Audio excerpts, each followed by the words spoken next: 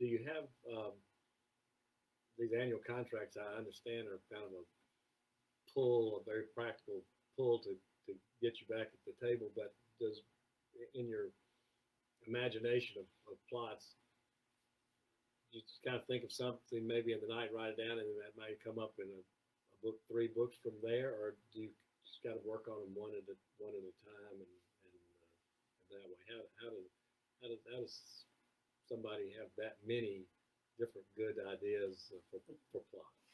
Well, I think here's how I explain that. I think when you accept that you're one of the storytellers, it's like you open a door to yourself, and stories start coming at you from all directions. I mean, they come from places you would expect.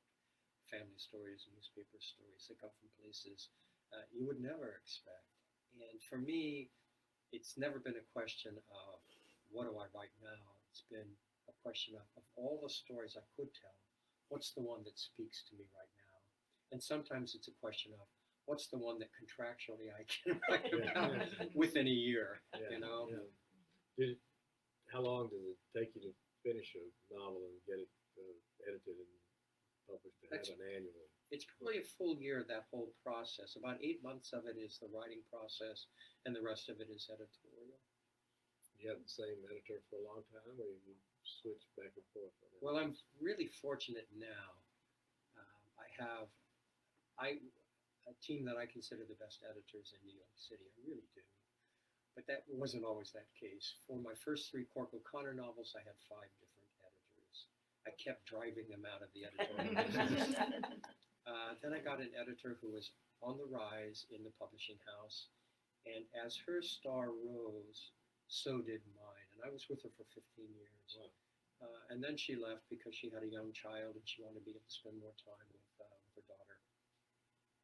And I got assigned to the editor I have now, who is the executive editor and vice president of the imprint that I write for.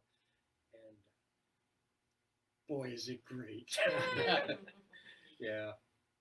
But many writers go through many editors. That's not an unusual story at all. And you are really fortunate when you find an editor who's willing to edit, who really knows how to edit, because so often that's not the case. This is a paraphrase, as you probably know the exact quote, but Hemingway said something like, "There's no great writing, there's just great editing and rewriting," or something. Well, Hemingway said you never finish a novel, you simply abandon it.